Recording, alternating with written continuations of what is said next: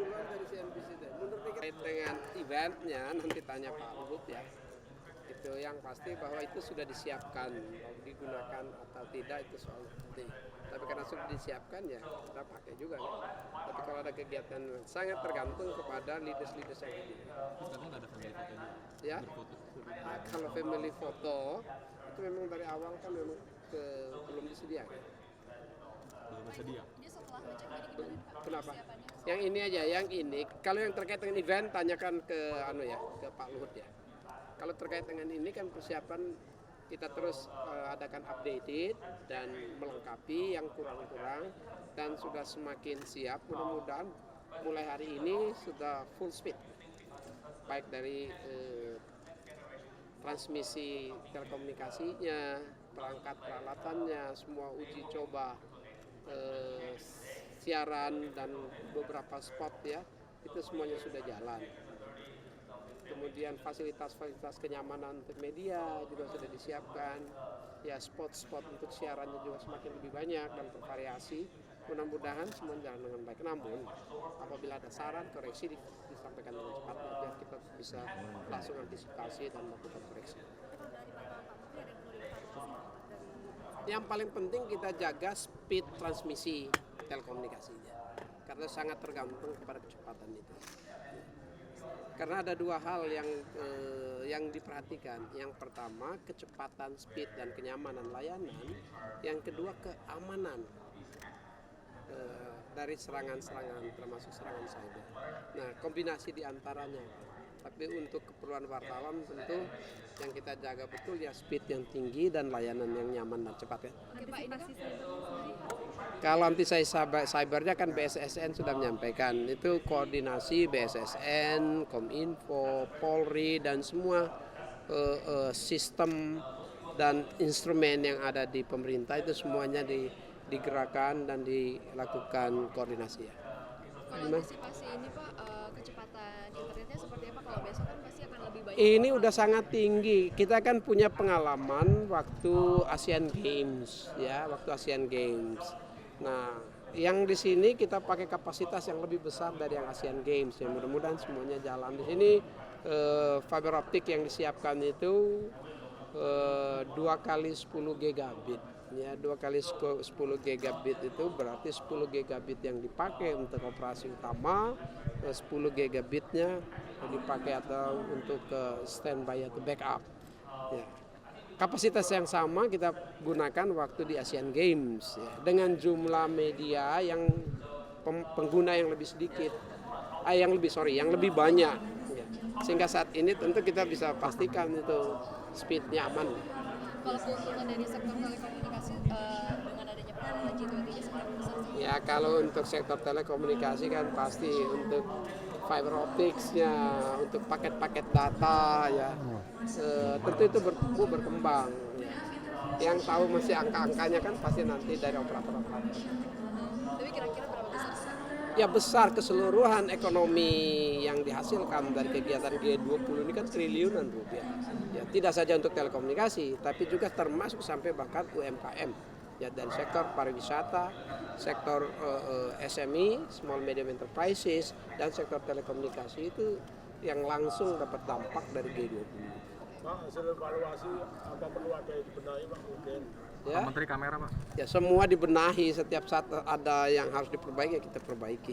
Intinya sekarang sudah siap ya untuk melayani kebutuhan media ya, dalam rangka pemberitaan dan transmisi informasi dari KTT G20 kepada masyarakat di setiap negara anggota G20 dan untuk dunia. Pak, tapi ada beberapa HP yang nggak bisa login wifi, gimana ceritanya Pak? Ya itu kalau login wifi passwordnya dicek aja password, jangan-jangan passwordnya salah. Terus apa tadi yang ditanya? Impact transfer G20 untuk transformasi digital ini seperti apa? Ya tentu impactnya bagi Indonesia kan besar. Sekarang ini kan showcase-nya apa yang kita sudah bangun, kita uji ya pemanfaatan dan penggunaannya saat ini. Ya itu untuk G20. Tapi dari sisi KTT-nya itu sendiri tentu dunia menunggu, ya dunia itu menunggu membangun trust dan membangun confidence Nah, pertemuan para pemimpin G20 saat ini yang dipimpin langsung oleh Bapak Presiden itu diharapkan betul untuk membangun trust dan membangun confidence bagi dunia dalam rangka recovery dunia yang lebih cepat dan bersama-sama. Recover together, recover stronger. Kan? Pak, jumlah wartawan yang udah datang berapa? Ya. Udah ada gambaran berapa jumlah wartawan yang sudah datang saat ini? Wartawan ada ribuan ya. Saya baru dikasih tahu yang sudah masuk di sini 1.500 dari 2.000 lebih yang sudah terakreditasi. Ya. Pak Presiden besok akan ada press conference sebelum opening. Nah, nanti kita dimulai dari pembukaan ya. Pada saat pembukaan terbuka untuk wartawan semuanya, lalu rapat tertutup dan ada intervensi masing-masing kepala negara. Setelah setiap sesi, ya tergantung Bapak Presidennya nanti mau memberikan press briefing. Ya, juga ada press briefing sesi pertama, press briefing sesi kedua, press briefing mangrove, ya press briefing sesi ketiga. Itu ada sangat tergantung kepada isu yang berkembang di dalam rapat-rapat. Jadi itu sangat tergantung pada Bapak Presiden. Ya disiapkan kesempatannya.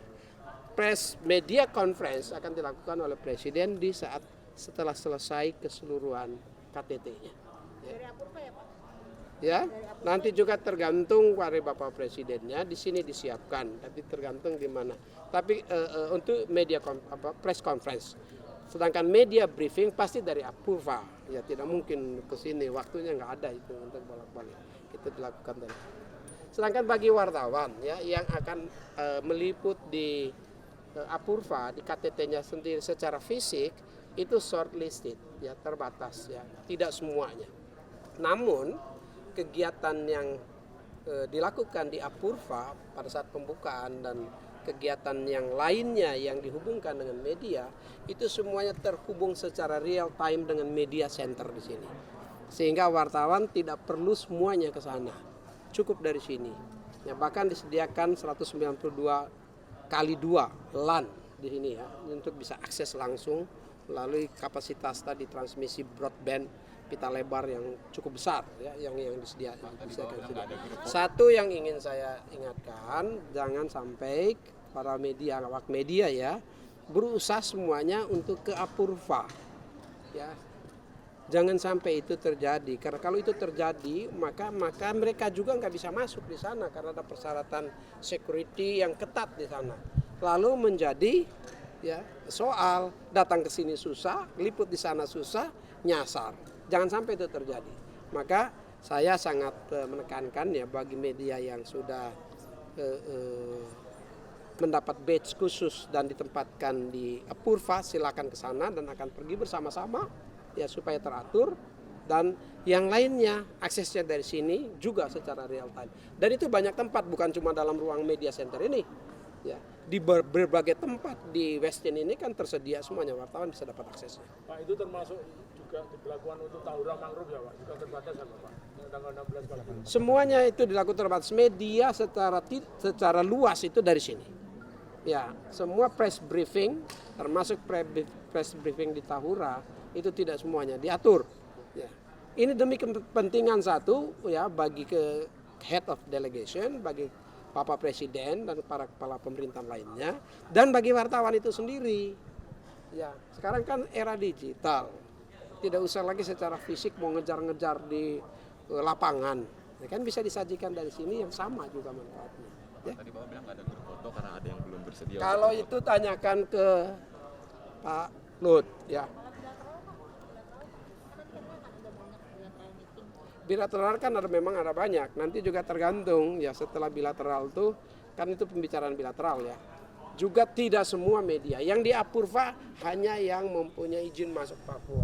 Apurva ya, yang sudah terakreditasi dan dapat arm badge untuk Apurva. Kalau di hotel-hotel lain Pak bisa lihat online nggak Pak? Ya. Bilateralnya apa kita bisa lihat? Semua yang mendapat akses ke sini bisa dilihat secara langsung.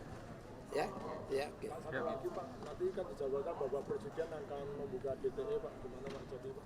Nanti kita tunggu. Ini Pak Presiden sibuk sekali waktunya. Mudah-mudahan kalau ada kesempatan bagus kan. Ya, tapi sangat tergantung kepada jadwalnya Bapak Presiden. Apalagi? Cukup ya. Terima kasih Pak.